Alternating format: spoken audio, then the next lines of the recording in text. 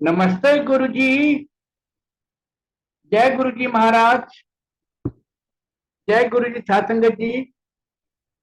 शुक्राना गुरुजी महाराज the multilingual सेवादार team आप सबका स्वागत करती है। आज एक बार फिर गुरुजी की ब्लड संगत कमांडर शर्मा अंकल जी की बुक दिव्य आशीर्वाद के लिए तैयार की रीडिंग का सेशन है, 16 सेशन। आपका बहुत बहुत स्वागत है कमांडर शर्मा अंकल। जय गुरु जी। आज के सेशन की रीडिंग शिखा शर्मा आंटी जी करेंगी। मैं शिखा शर्मा आंटी जी से रिक्वेस्ट करूंगा, प्लीज अपने आप को अनम्यूट करें। जय गुरु जी। Shikha Sharma aunty, over to you. जय गुरु जी अंकल। जय गुरु जी कमांडर अंकल। जय गुरु जी आंटी जी। आपकी इतनी पावन, आपके द्वारा रचित लिखित जो पुस्तक है दिव्य आशीर्वाद के लिए तैयार, इसके कुछ पृष्ठ पढ़ने का मुझे जो अवसर मिला, महाराज ने जो सेवा दी है, वो महाराज का मेरे लिए बहुत बड़ा आशीर्वाद है अंकल। बहुत बहुत शुक्राना है मालिक का, अनंतम शुक्राना है महाराज का और मल्टीलिंगुअल जूम प्लेटफॉर्म का और सेवादारों का, जिन्होंने मुझे इस लायक समझा। जय गुरु जी अंकल। जय गुरु जी आंटी। आंटी ये विजिबल नहीं है, प्लीज अपनी वीडियो ऑन कर लें। ओके, जय गुरु जी अंकल। तो हम प्रारंभ करते हैं।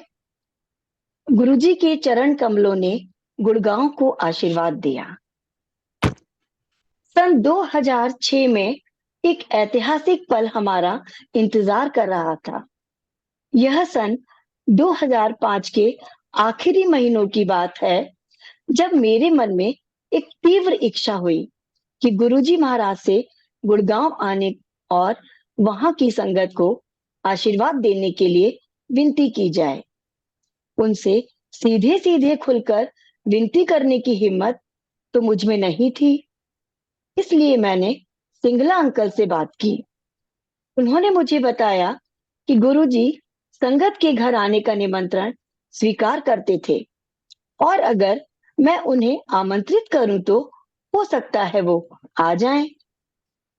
मैंने सोचा कि गुरुजी जलवायु टावर्स, जहां मैं रहता था, वहां आ सकते हैं। वहां पर एक सामाजिक समारोह के लिए हॉल था, जहां हमने गुरुजी का स्वागत कर जहां हम गुरुजी का स्वागत कर सकते थे। सिंगला अंकल ने मुझे गुरुजी से विनती करने की सलाह दी। मैं काफी ज्यादा घबराया हुआ था। कोई भी गड़बड़ किए बिना विनती करने के लिए मैंने अपने संवादों का बहुत बार पूर्वाभ्यास भी किया। आखिरकार साहस जुटाकर मैं महाराज के पास गया और केवल एक ही वाक्य बोल पाया, गुरुजी कृपया गुड़गांव में चरण डालो। उन्होंने हवा में अपना हाथ हिलाकर मना करते हुए लगभग मुझे बर्खास्त ही कर दिया। मैं बहुत निराश हो गया। सिंगला अंकल के पास वापस जाने पर उन्होंने मुझे कुछ दिनों के बाद फिर से विनती करने को कहा। मैंने वैसा ही किया, लेकिन महाराज ने मेरी विनती को बिल्कुल ही नजरअंदाज कर दिया। पर यह पहले से बेहतर ही था, क्योंकि इस बार मुझे भगाया नहीं गया था। Over to you commander uncle. जय गुरु जी आंटी जी। इसकी बैकग्राउंड ये है कि गुड़गांव में महाराज कई बार संगत के घर आ चुके थे, तो सबके मन में होता है कि हो सकता है अगर आप महाराज से प्रार्थना करें तो आपके भी घर आ जाएं। लेकिन तब तक काफी जगह ऐसे सत्संग हो चुके थे, तो संगत काफी बढ़ भी गई थी। तो हमने सोचा कि इस तरह से घर में तो क्या महाराज से प्रार्थना करें, लेकिन अगर एक कम्युनिटी हॉल में हम कुछ सारी संगत मिलके उनका स्वागत कर सके तो बहुत बढ़िया रहेगा। लेकिन हम महाराज से कहे कौन? मैं आपको यकीन दिलाता हूं, आप समझ नहीं सकते हैं कि महाराज के सामने उनसे बात करना कितना कठिन काम था। उनकी प्रेजेंस में होना, उनकी तरफ देख पाना ही अपने आप में एक नियर इम्पॉसिबल काम था। और मैं इस बात को कई बार कह चुका हूँ, यकीन मानिए मैं उस सारी संगत से बहुत ईर्ष्या करता था जो महाराज से सीधे सीधे बात कर पाते थे। ऐसे कौन करता है? किसकी हिम्मत होती है? मेरा गला सूखता था।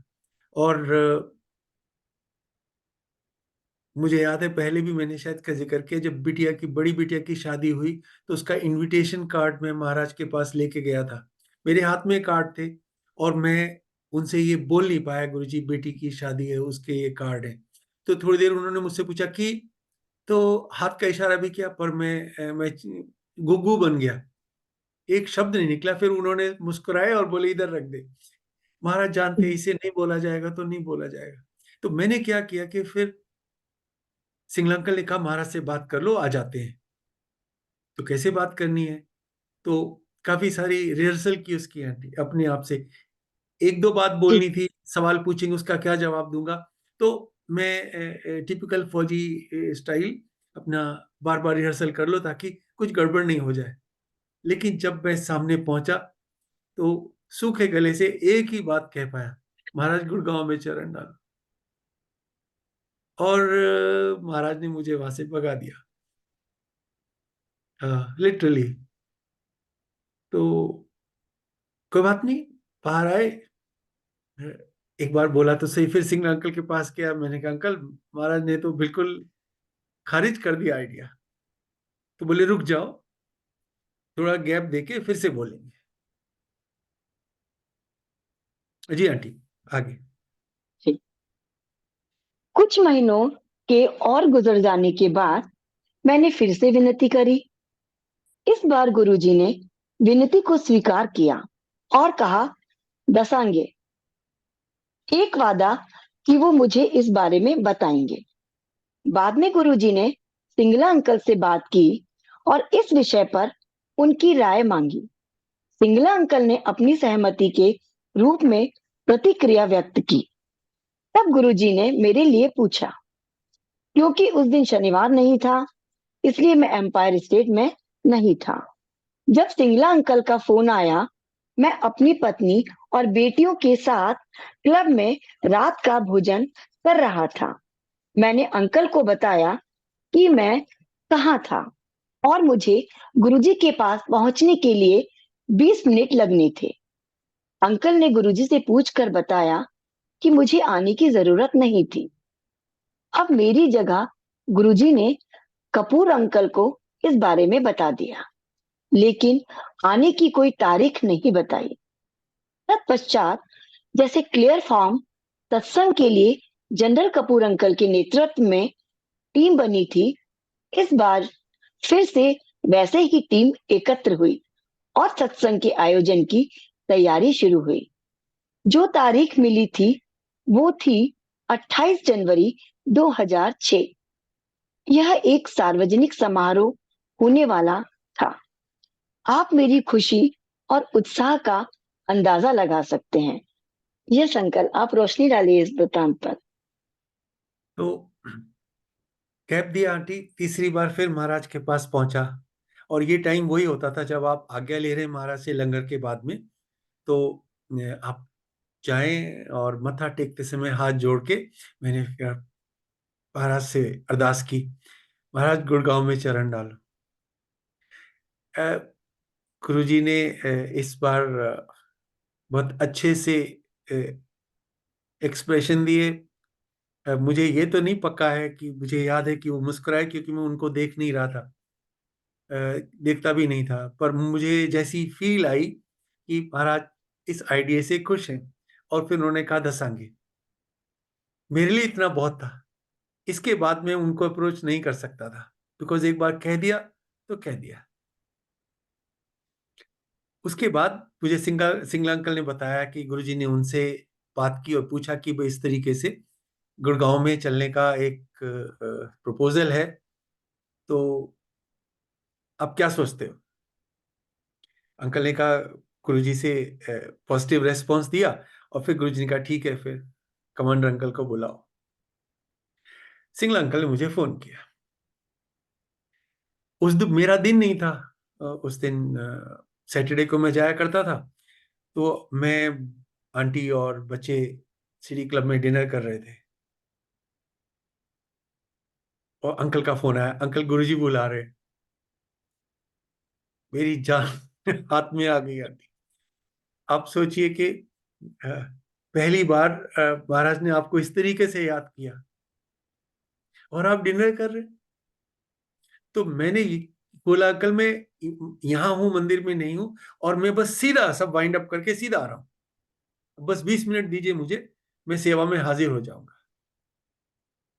मैं महाराज से बात करना चाहता था। मुझे पता था कि ये गुड़गांव में महाराज के आगमन के बारे में होगा, मगर अंकल ने कहा रुको, मैं पहले गुरु महाराज से बात कर लूं, अगर वो कहेंगे तो आप आना। उन्होंने बात की, फिर मुझे फोन किया, अंकल आपको आने की जरूरत नहीं, गुरुजी ने बोला वो जनरल कपूर अंकल को बता दे। महाराज के साथ एक सबसे बढ़िया बात ये है, बात तो सारी ही बढ़िया है, क्या बात कर सकता हूं मैं, कैसे कह भी कैसे सकता हूं। हाँ, वो बहुत प्रिसीजन के साथ में अपनी बात बताते हैं। उनके डायरेक्टिव्स मिलिट्री स्टैंडर्ड की क्लैरिटी के साथ आते, कोई कंफ्यूजन नहीं, टू द पॉइंट, प्रिसाइज, और एक्सपेक्टेशन भी ये कि ये उसी तरीके से फॉलो किए जाएंगे। कर्नल जोशी अंकल से मैं कई बार सुन चुका हूं, और बहुत ऑथेंटिक तरीके से, कि बहुत सी चीजों में जो महाराज को एक बहुत प्रिय थी, वो था डिसिप्लिन। कुछ भी करें आपको डिसिप्लिन में रहना होगा। और दूसरा था समय का पालन, पंक्चुअलिटी। यानी ये दो चीजें गुरु की संगत में मस्ट हैव है, तब भी और आज भी। लेकलस्टर तरीके से, इनडिसिप्लिन से आप कुछ नहीं कर सकते, सत्संग में भी।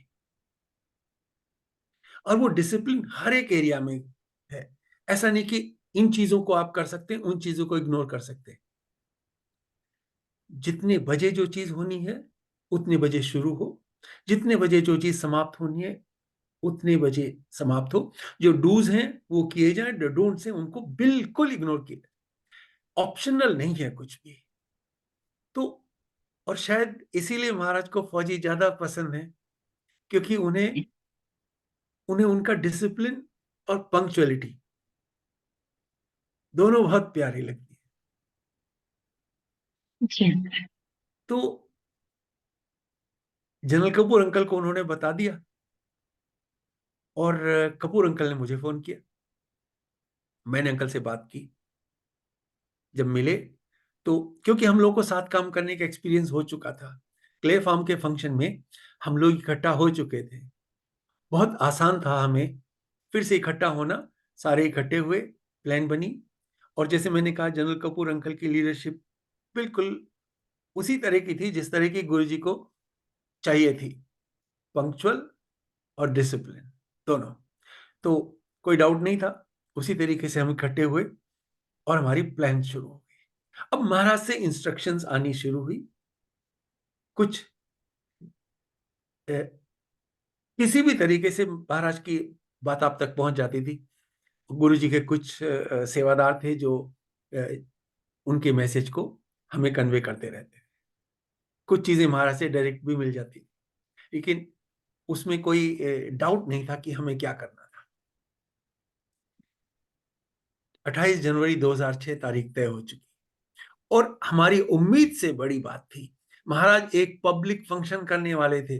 वो गुड़गांव में चरण डालो की एक्सपेक्टेशन थी। महाराज अपनी जलवे टावर्स के कम्युनिटी हॉल में आ जाएंगे, थोड़ी संगत इकट्ठी हो जाएगी और हम लोग महाराज का स्वागत करेंगे और खुशी खुशी उनके साथ समय बिताएंगे, चरणों में बैठेंगे, ब्लेसिंग लेंगे।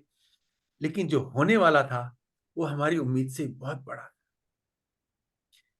महाराज एक पब्लिक फंक्शन में आने वाले थे, संगत को बुलाया जाने वाला था और खूब संगत इकट्ठी होने वाली थी। तो आप समझ सकते हैं कि न केवल मैं, बल्कि हमारे सारे साथी, गुड़गांव की वो सब संगत जिनको इस बात का पता चला, हम 7वें आसमान पे थे, एक्साइटेड बियॉन्ड वर्ड्स। जी आंटी। हमने इस समारोह के आयोजन के लिए बहुत सारी जगह देखी। आखिर में एक वरिष्ठ अनुयायी मेहता अंकल ने हुडा जिमखाना क्लब के पास लाइब्रेरी पार्क को इस समारोह के लिए चुना। यह दिल्ली जयपुर हाईवे के बहुत पास था। गुरुजी ने इस स्थान के लिए मंजूरी दे दी और निर्देश किया कि सत्संग सुबह 11 बजे शुरू होना चाहिए। गुरुजी ने मुझे संगत में बांटे जाने के लिए निमंत्रण पत्र बनाने को कहा। मैं अपने दफ्तर गया, A4 साइज के पीले रंग के कागजों का बंडल लिया और कंप्यूटर की मदद से निमंत्रण पत्र छाप दिए। कुछ भड़कीला नहीं, एकदम सादगी वाला। फिर मैं महाराज के पास गया, उनको निमंत्रण पत्र का प्रारूप दिखाया और उनकी मंजूरी मिल गई। निमंत्रण पत्र दफ्तर में ही छपे और महाराज के निर्देशों के मुताबिक ही बांटे गए। मुझे लगा कि उन्हें निमंत्रण पत्र छापने की योजना पसंद आई। बाद में मुझे लगभग 1 महीने के बाद होने वाले महाशिवरात्रि के समारोह के लिए फिर से यह सेवा करने को कहा गया। मैंने फिर से निमंत्रण पत्र छापे और उन्हें महाराज के पास ले गया। उन्होंने मंजूरी देते हुए निमंत्रण पत्रों को देखा, फिर से मेरा नाम पूछा और भी पूछा कि मैं क्या करता हूं। मैंने जो 2001 में यह पूछे जाने पर उनसे कहा था, वो ही दोहरा दिया कि मैं नौसेना का सेवानिवृत्त कमांडर हूं। उन्होंने मुझे देखते हुए कहा, तेनु गुड़गावा दी संगत दा कमांडर बनाया, संगत नु इकट्ठा कर। अर्थात मैं तुमको गुड़गांव संगत का कमांडर बनाता हूं, संगत को इकट्ठा कर। जय गुरु जी कमांडर अंकल। जय गुरु जी अंकल। कमांडर अंकल, ये तो बहुत बड़ी पदवी मिली आपको, गुड़गांवा संगत का कमांडर बना दिया गया गुरु जी महाराज ने। असीम कृपा हो गई पूरी गुरु संगत पर। अंकल, आपको कमांडर बनने पर ज्यादा खुशी हुई या जिम्मेदारी या डर का एहसास? अंकल, इन तीनों में से कुछ भी नहीं हुआ, क्योंकि मैं तो सुन्न हो गया। जो वो नमनेस होती है ना, यू डोंट नो, मुझे नहीं पता, मगर कहीं ना कहीं खुश तो हुआ होगा अंकल। ये झूठ नहीं बोला जाएगा, क्योंकि महाराज महाराज हैं, लेकिन उनकी प्रेजेंस में होने से ही इतनी खुशी मिलती थी कि उससे ज्यादा खुशी मिल नहीं सकती थी। मतलब ऐसा, उनकी उपस्थिति में होने पर ही आप उस लेवल तक हैप्पीनेस से सैचुरेट होते कि आप उससे ज्यादा हो ही नहीं सकते। गुरु महाराज अपने आप में सबसे बड़ी खुशी है हमारी जिंदगी की, उनसे बड़ी कोई खुशी नहीं हो सकती अंकल। तो मैं उस पे आता हूं फिर से। हम लोगों ने जगह देखनी शुरू की, खूब जगह गए इधर उधर। फाइनली महाराज के एक बहुत पुराने सेवादार हैं, LM मेहता अंकल, वो उनको जनरल कपूर अंकल ने रिक्वेस्ट की और उन लोगों ने देख के लाइब्रेरी पार्क जो सेक्टर 29 में हुडा जिमखाना क्लब के बराबर में है, वो फाइनल कर लिया। महाराज ने अप्रूव कर दिया और 11 बजे का टाइम सेट हो गया।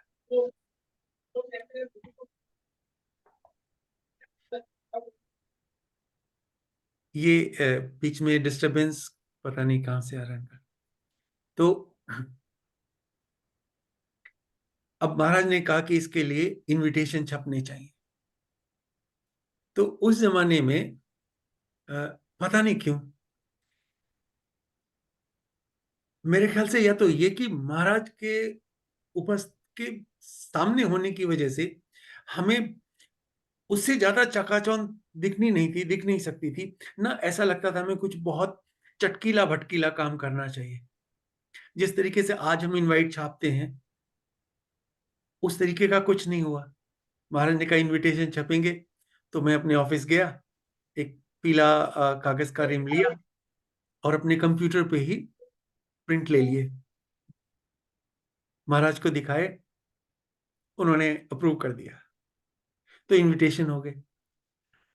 और जैसे जैसे महाराज ने कहा कि वो छपने चाहिए, बटने चाहिए, अंकल वो बटे। मैं आपको बताता हूं, जैसे इंस्ट्रक्शंस आती है ना, एक इंस्ट्रक्शन ये भी थी कि ये केवल गुड़गांव की संगत के लिए है, यानी गुड़गांव के बाहर की कोई संगत तभी आएगी जब महाराज खुद एक्सप्रेसली इनवाइट करेंगे।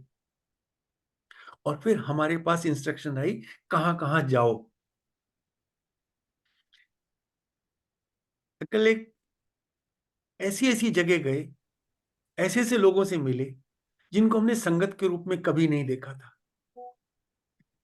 हम जब उनको बताते थे कि हमारे गुरु महाराज आ रहे हैं, उनका फंक्शन है, तो वो हमारी तरफ ऐसे देखते थे कि पता नहीं हम लोग कौन है, कहां से आए हैं और हम क्यों उन्हें इनवाइट कर रहे हैं। जब हमसे पूछते ना कौन गुरु जी, उनका क्या नाम है, तो बोलते हमारे गुरु जी का नाम गुरु जी है। तो हिस्ट्री से ऐसे थोड़ा ही होता है, लेकिन ठीक है, हम अपना काम कर रहे थे। फिर हम लोगों ने क्या किया, अंकल के जो सोसाइटीज होती है ना जल इसमें गुड़गांव में, उनके प्रेसिडेंट्स की एक एसोसिएशन होती है, तो हम अपने सोसाइटी के प्रेसिडेंट को पकड़ा, उनके साथ साथ हम उन सबसे मिलने गए, यहाँ वहां जहां भी जा सकते थे। लेकिन रेस्पॉन्स ऐसा था कि उनमें से कोई आने वाला नहीं है। हमें ऐसा लगा, और तो अंदर से एक डर लग रहा था। कार्ड तो बट गए, जहां महाराज ने बोला वहां हम चले भी गए, सबने अपनी तरफ से खूब महाराज के लिए इनविटेशन भी बांटे, लेकिन पता नहीं। और वैसे भी जितनी संगत थी उतनी तो मुझे पता ही थी अंकल, ज्यादातर के घरों में सत्संग कराने की सेवा थी, तो मैं वो किया करता था, उन सबको तो पता ही था। अब रही इस बात पे कि ये जो कमांडर अंकल वाली बात, अंकल ये कार्ड एक बार फिर छपे महाशिवरात्रि के लिए, तो ये थोड़ा सा फास्ट फॉरवर्ड है। और इस चीज को मैं जो एक जगह महाराज ने जब मुझे कहा था कि तेनू जॉब दी लोड नहीं, तू मेरे को आ जा, उससे रिलेट करके देखता हूं।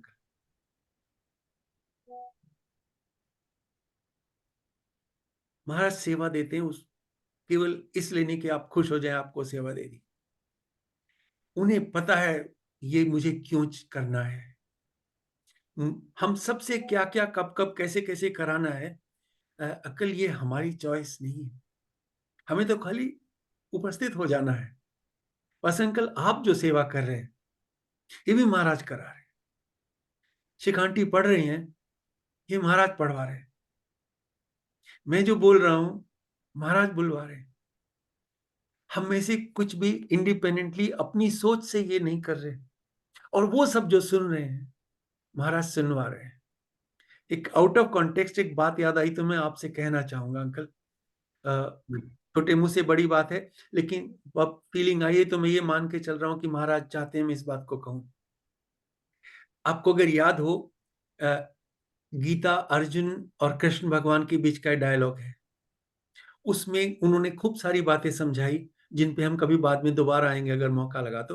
लेकिन फाइनली उन्होंने एक बात बताई थी जब अर्जुन को, कि अर्जुन ये सामने जो लोग खड़े हैं ये भी मैं ही हूं, और पांडवों की तरफ जितने हैं ये भी सब मैं ही हूं। हर एक वो जो मरेगा, हर एक वो जो मारेगा, हर जो वो जीतेगा, हर जो हारेगा, वो सब मैं ही हूं, मुझसे बाहर कुछ नहीं है। तो अंकल मुझे ये फील आती है कि हमारी हर एक संगत गुरु का रूप है, हर एक सेवादार गुरु है, हर एक सुनने वाला गुरु है, हर एक सुनाने वाला गुरु है, हर एक इग्नोर करने वाला गुरु है, गुस्सा होने वाला भी गुरु है संगत में, प्यार करने वाला भी गुरु है, यानी गुरु महाराज से परे कुछ नहीं है।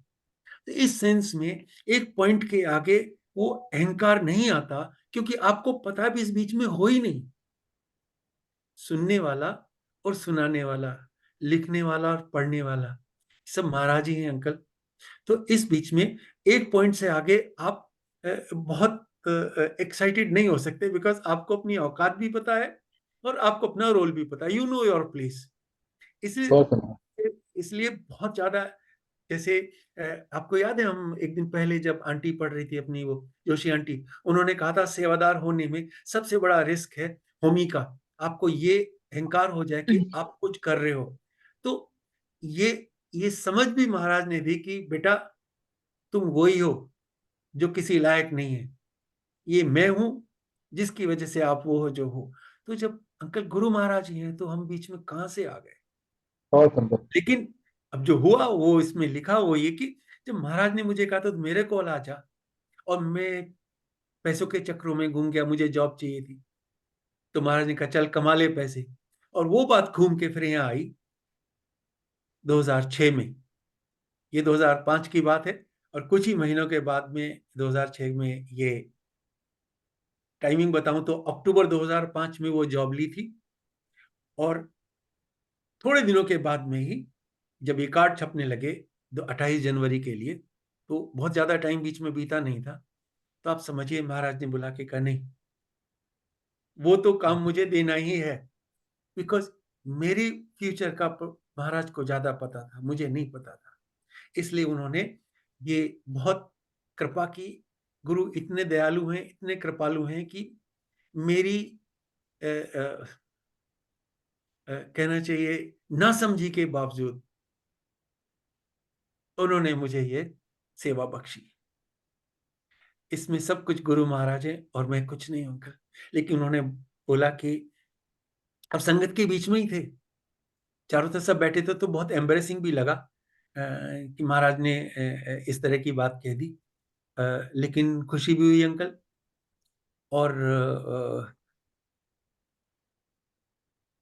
महाराज का अनबिलीवेबल प्यार अपनी संगत के लिए महसूस भी किया। जी अंकल, बहुत सुंदर आपने स्पष्ट किया। जय गुरु जी। और भी लिखना। मैं अत्यधिक भावुक हो गया। ऐसी है गुरुजी महाराज की कृपा। जब बैसाखी के समारोह का वक्त आया, उन्होंने मुझे फिर से वैसे ही निमंत्रण पत्र छापने को कहा। याद है कैसे 2005 में महाराज नहीं चाहते थे कि मैं कोई नौकरी करूं, बल्कि वो चाहते थे कि मैं उनकी सेवा में रहूं। मेरी जिद करने पर उन्होंने मुझे नौकरी दे दी, और केवल 4 साल ही दिए। फिर दयालु गुरुजी ने 2006 में मुझे संगत का कमांडर बना दिया और संगत को जोड़ने की सेवा उम्र भर के लिए देकर मुझे आशीर्वाद दिया। इस प्रक्रिया से उन्होंने मुझे अपनी सेवा में विस्तारित जीवन का आशीर्वाद भी दिया।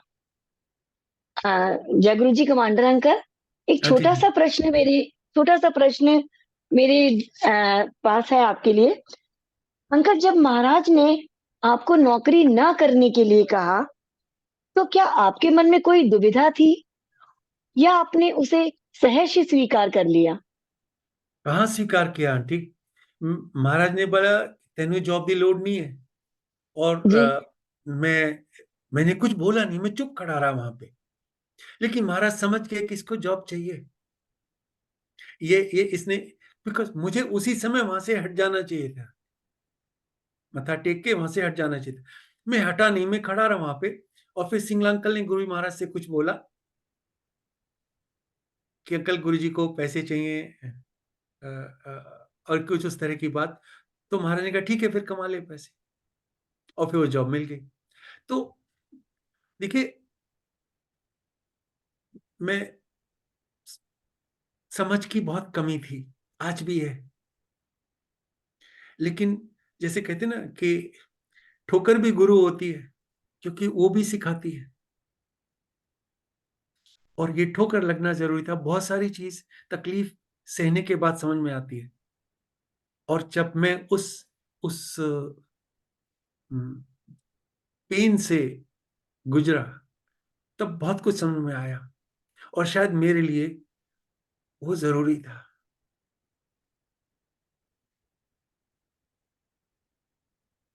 मुझे अगर आज महाराज इस बात को कहते, मैं मेरा दिल जानता है, मैं एक ब्लिंक ऑफ आई में हाँ कह के चरण पकड़ लेता। लेकिन समय, लेकिन गुरु तो दयालु हैं, हमारी ना समझी की हमें सजा नहीं देते आंटी। जी।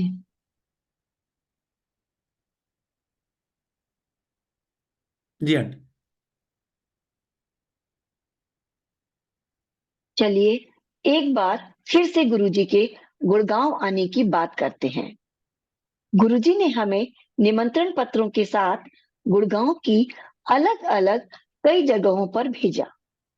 कभी कभी वो अनजान लोग जिनके दरवाजे पर हम निमंत्रण पत्र के साथ पहुंच जाते थे, हमें बड़ी विस्मय भरी नजरों से देखते थे। हम हर तरह की जगहों पर गए, पर उन लोगों में से कोई भी ऐसा नहीं लगा जो समारोह में आएगा। हम अपनी सेवा पूर्ण करने पर ध्यान केंद्रित रखते और निमंत्रण पत्र देकर आगे बढ़ जाते। जय गुरु जी जी uncle. Uncle, over to you. Uncle इस बारे में दोबारा आपसे ये पूछना है मेरे को कि जब आपको महाराज ने सोसाइटी सोसाइटी जाने का आदेश दिया था, आप सब गए, लोगों के घरों में डोर बेल बजाते थे, गुरु जी के बारे में बताते थे, तो कोई ऐसे इंसिडेंट आप सुनाएंगे प्लीज कि कभी किसी ने दरवाजे ना खोला हो या बिल्कुल बोला कि नहीं ठीक है, हमें नहीं, हम नहीं जानते किसी को, ऐसा कुछ? हुआ होगा अंकल। लेकिन आदमी की जो यादें हैं ना, उनकी खूबसूरती है कि अच्छी यादें तो हमेशा रह जाती हैं, और जो यादें उतनी अच्छी नहीं होती वो कहीं बहुत सारी लेयर्स के नीचे दब जाती हैं। तो ऐसा कुछ एक्सपीरियंस हो कि किसी ने रूडली हमसे कुछ कहा हो, वो तो हमें याद नहीं है, लेकिन अ, अ, लेकिन इग्नोर कर दिया हो, ऐसा तो कई बार हुआ। स्ट्रेंजली देखा, कौन आ गए, कहां से आ गए, मगर ऐसा कुछ नहीं याद है अंकल। अच्छी बात है। जी। और जो आंटी।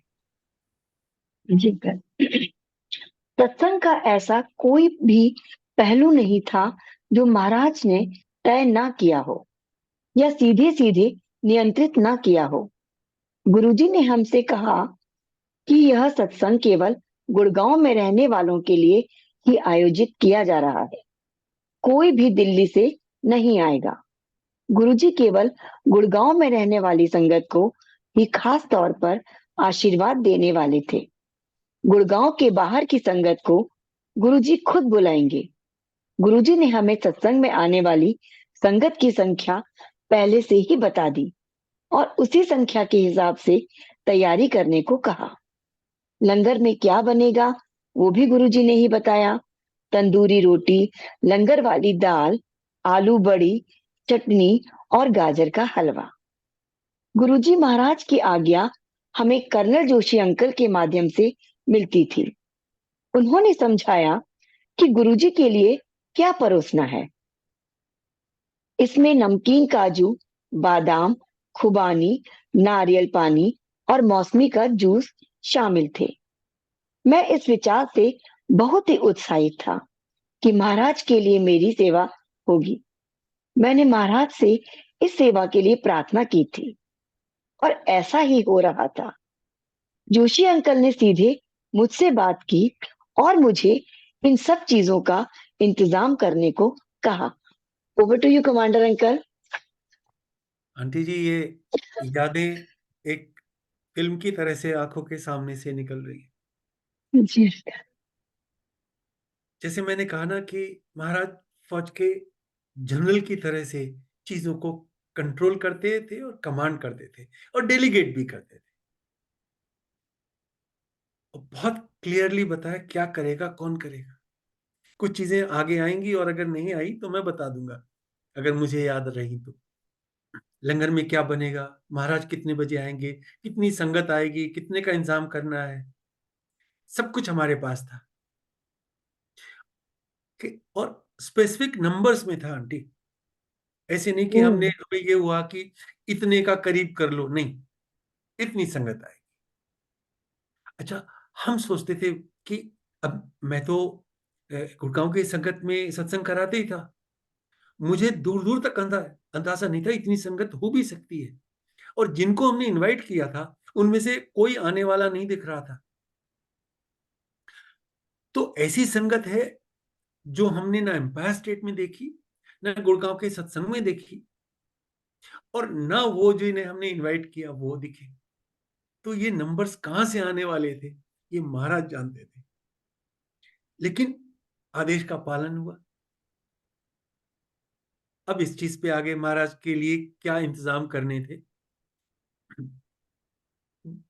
एक बात मैं जरूर बता दूं कि गुरु महाराज इन सब चीजों से परे थे। उन्हें क्या खाना है, क्या नहीं खाना, कितना खाना है, एक तरीके से क्योंकि वो ह्यूमन बॉडी में थे, शरीर में थे, तो थोड़े से इंसान के जो ह्यूमन बीइंग के जो एक तरीके से कहने की कर्तव्य हैं, नियम है, उनका पालन करते थे। उसके अलावा गुरु महाराज को कुछ नहीं चाहिए। वो कभी ह्यूमन नहीं थे, कभी ह्यूमन नहीं है। वो केवल ऐसे दिखते थे क्योंकि हम उनके सामने खड़े हो सके, क्योंकि जी गुरु महाराज के ओरिजिनल फॉर्म को किसी को सहन करने की शक्ति नहीं थी। तो लगता था ह्यूमन है, और इसीलिए तो ये फील कभी नहीं आई आंटी कि गुरु महाराज इन चीजों को इसलिए खा रहे हैं क्योंकि उन्हें ये पसंद है। वो शिव उन सब से परे थे, परे हैं। तो फिर भी किसी भी बहाने से ही महाराज के लिए कुछ भी करना अपने आप में एक एक लाइफ का बेहद बेशकीमती मोमेंट होता, और ये करने को मिला। तो ये कुछ भी हो जाए अपने जिंदगी से जा नहीं सकता है। ये वो समय है जो टाइम में फ्रोजन है। ये समय चलता नहीं। गुरु महाराज के साथ बिताया हुआ पूरा का पूरा समय रुका हुआ है, वो चलने वाला समय नहीं है। फ्रोजन इन टाइम जैसे कहते हैं ना, ईश्वर के सामने खड़े हुए थे, आपने उनको देखा, आपने उनसे बात की, आपने उनसे आज्ञा पाई, आपने उनका गुस्सा देखा, आपने उनका प्यार देखा, आपने उनकी कृपा महसूस की। ये इनवैल्यूएबल है, बेशकीमती। तो जब ये आदेश आया कि गुरु महाराज के लिए आपने क्या इंतजाम करने हैं, उनमें एक ये भी था कि गुरु महाराज को क्या पेश किया जाएगा खाने के लिए और पीने के लिए। तो मैं ये कह रहा था कि मैंने तो खाली ये कहा था महाराज गुड़गांव में चरण डालो, तो बहुत छोटी सोच थी।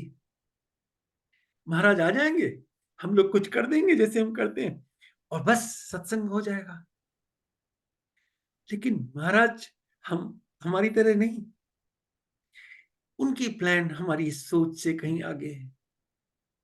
और उन्होंने शायद हमें गुड़गांव को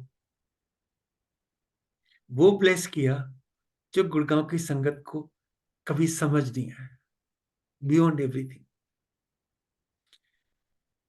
तो जब मैंने कहा गुरुजी गुड़गांव में चरण डालो, और महाराज वापस आके बताते हैं कि मैं गुड़गांव में आऊंगा और एक सार्वजनिक समारोह होगा, उसमें इस तरह से सारी संगत बुलाई जाएगी। वाह, मैं उसमें कहीं नहीं था आंटी जी जी।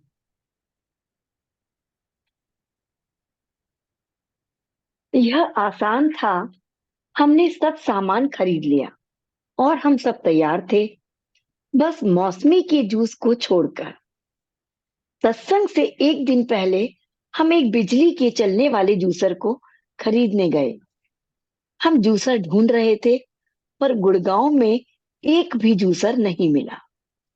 फिर हमने तय किया कि हाथ से चलने वाली जूस निकालने की मशीन ही ले लेते हैं, परंतु वो भी नहीं मिली। इतनी सारी दुकानें और किसी के पास एक साधारण जूसर नहीं था। देर शाम तक ढूंढते ढूंढते हम पूरी तरह थक गए। उस वक्त कर्नल जोशी का फोन आया, मुझे यह बताने के लिए कि जूस हाथ से निकाला हुआ ही होना चाहिए। उन्होंने बताया कि गुरुजी को जूसर से निकला जूस पसंद नहीं है।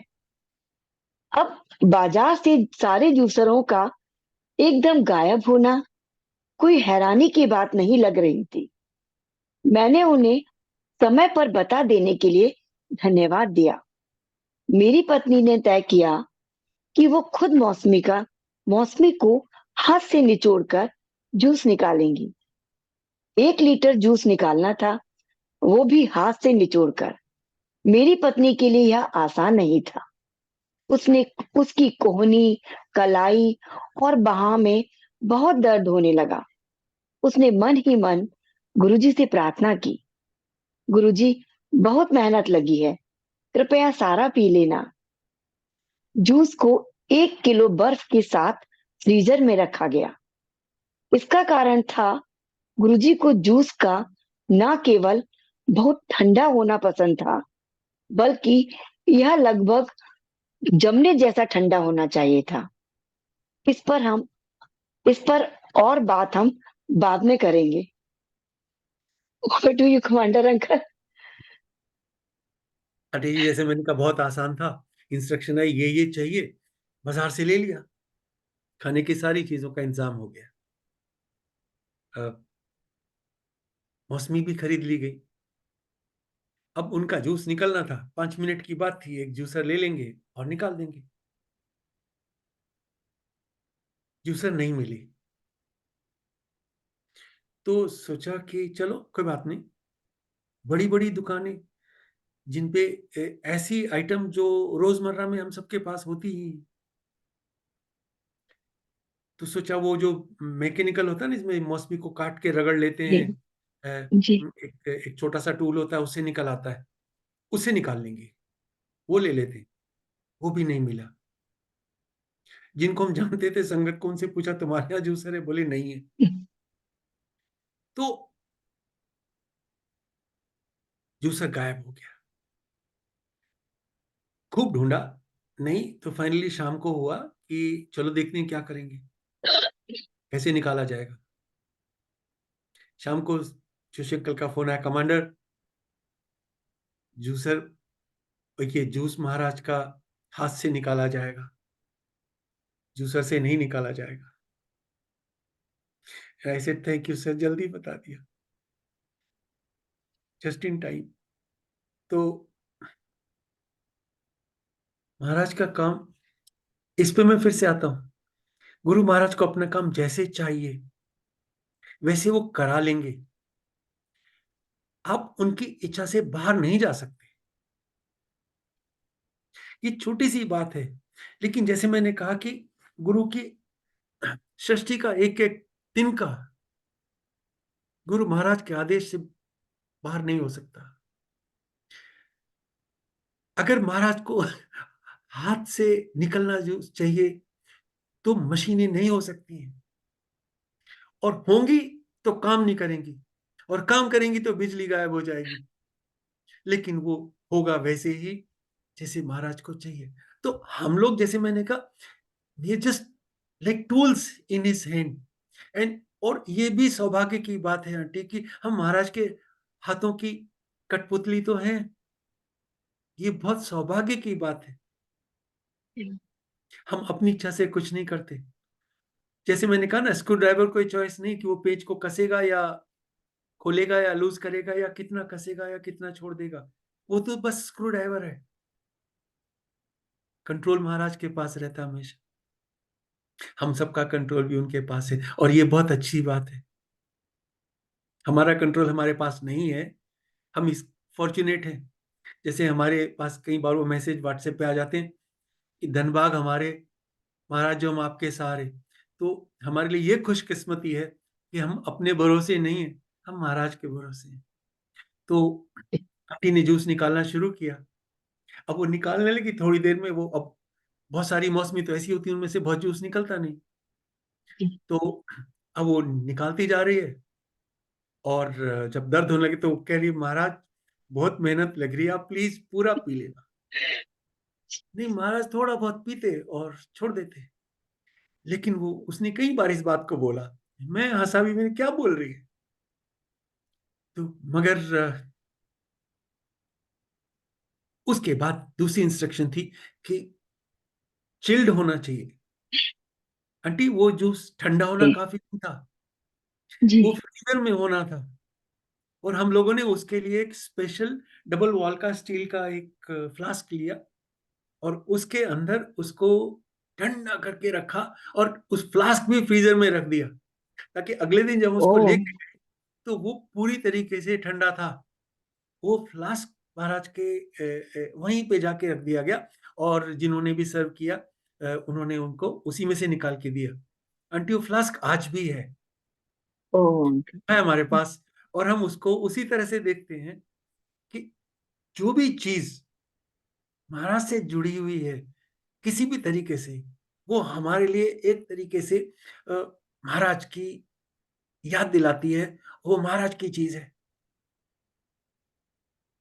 तो बहुत बार जब हमारे सत्संग होते हैं, तो जब सेवादार इकट्ठे होते हैं, तो हम लोग चाय प्रसाद जब बनाते हैं तो उसी फ्लास्क से सर्व कर देते हैं। यादें हैं ये। बहुत लकी है अंकल आप लोग, ऐसा लगता है। मैं तो सुन सुन कर ही पूरे वहीं से मेरे एकदम ऐसे गूज बम्स आ रहे हैं अंकल। ऐसा लग रहा है कि मैं उसी वहीं पहुंच गई महाराज के सामने और आप लोगों के साथ। ये मेरे लिए बहुत बड़ा आशीर्वाद है जो मुझे ये सेवा दी है महाराज ने। जी आंटी। गुरुजी से हमको आरती कैसे करनी है इस बात को लेकर विस्तृत निर्देश मिले थे।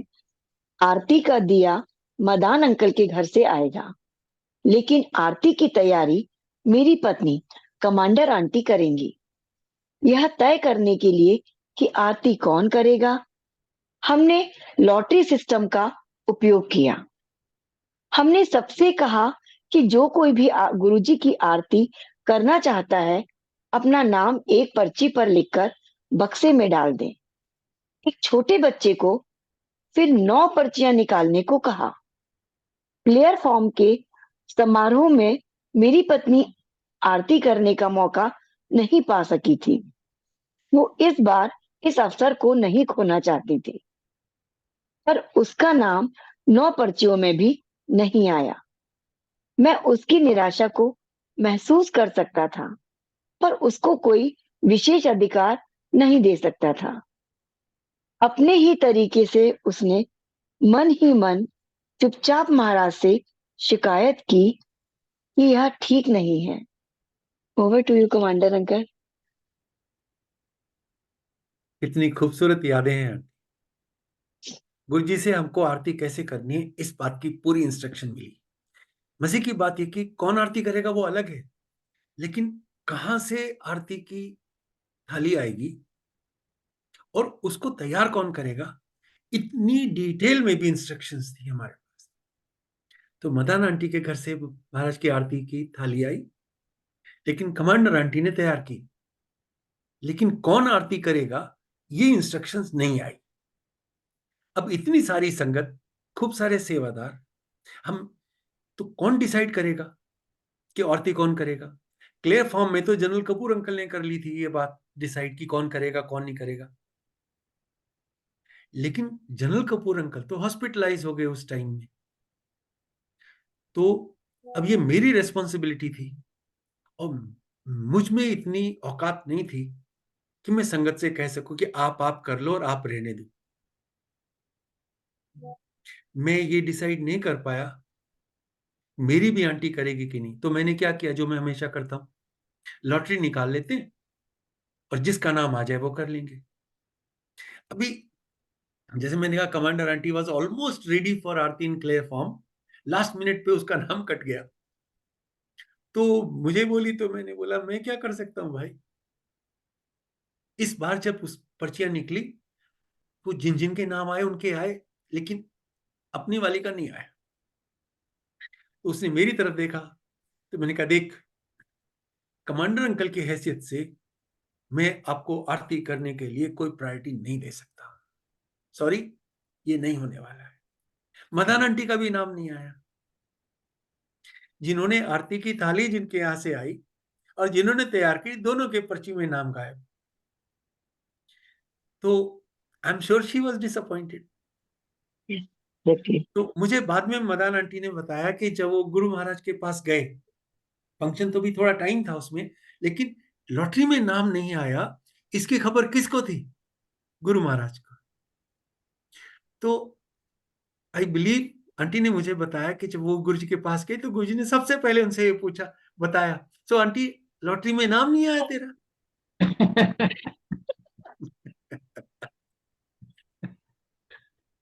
He knows। ये देखिए, ये छोटी सी बातें लगेंगी, ये लाइट ह्यूमरस बातें लगेंगी, लेकिन इसके पीछे की जो एसेंस है वो मिस नहीं हो सकती है। ही न्यू। तो मैं ये मान के चल रहा हूं कि लॉटरी में किसका नाम आया और किसका नहीं आया, ये गुरु महाराज ने डिसाइड किया। हमने तो एक छोटी सी बच्ची से बोल दिया था कि भाई निकाल दे, उनके भी नाम आ गए जो प्रेजेंट नहीं थे और उनका नाम किसी ने लिख के डाल दिया था, लेकिन अपनी वाली का नहीं आया। तो आंटी ने मदान आंटी ने भी गुरु महाराज से काफी रुआसे से होके बोला शायद कि नहीं गुरुजी नहीं आया, and I can understand this. तो जैसे मैंने कहा कि उसने महाराज से मनी मन एक कंप्लेंट कर दी, गुरुजी दिस इज नॉट डन। ये कोई तरीका हुआ? लेकिन आप सोचो, बाकी सेवा मिल गई, उसका कुछ वो नहीं है, लेकिन आरती में नाम नहीं आया तो उसकी कंप्लेंट रजिस्टर हो गई। It's never enough. जो कुछ मिल रहा वो तो मिल ही रहा है, जो नहीं मिला वो जरूरी है। तो दिस इज दैट बैकग्राउंड। जी आंटी प्लीज। बहुत ही सुंदर। अंकल, एक मिनट अंकल, एक प्रश्न है मेरे मन में। जी, प्लीज। कमांडर अंकल, जय गुरु जी। तो जी। अंकल, फाइनली आंटी ने कभी आरती की गुरु जी महाराज की? आगे पढ़ेंगे आंटी। आंटी अच्छा, आगे पढ़ेंगे। अंकल, आज आज तो मेरे को यहीं तक ही आ गया है गुरु महाराज से। कदम है। लेकिन अंकल, जरूर। मेरे घर भी कल सत्संग है महाराज की कृपा से। कल मेरे यहाँ भी सत्संग है। तो मैं एक छोटा सा प्रश्न पूछती हूँ। जैसे संगत 9 दिन के चल रहे हैं और कोई आंटी बोलती है कि आने का तो बहुत मन है, लेकिन फास्ट है, हम सिर्फ जल प्रसाद लेंगे, चाय प्रसाद लेंगे। तो मैं उनको ऐसे क्या जवाब दूं? मुझे समझ में नहीं आता कि उनको क्या बताऊं कि या तो फिर वो आएंगे तो फिर पूरा लंगर प्रसाद ही करना है।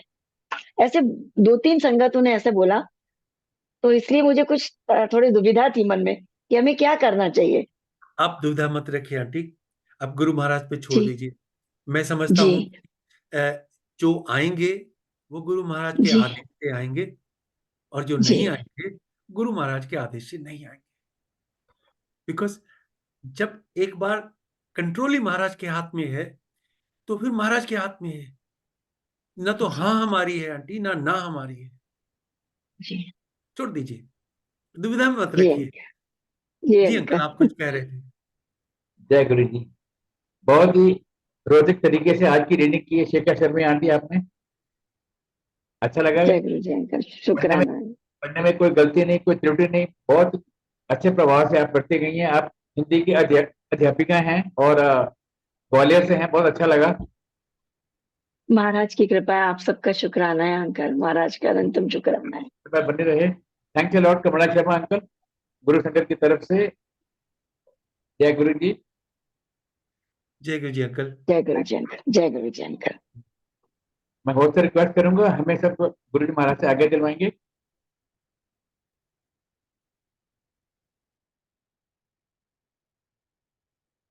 जय गुरु जी, शुक्राना जी गुरु जी। शुक्राना जी, गुरु शुक्राना गुरु जी। शुक्राना गुरु जी महाराज। ब्यूटीफुल शुक्राना मेरे मालिक, अनंतम शुक्राना अंकल। शुक्राना गुरु जी, अनंतम अनंतम शुक्राना गुरु जय गुरु महाराज। जी, शुक्राना गुरु जी। जय गुरु मुझे माफ शुक्राना गुरु जी, आज्ञा गुरु सब पे जी, कृपा करो गुरु महाराज महाराज। की।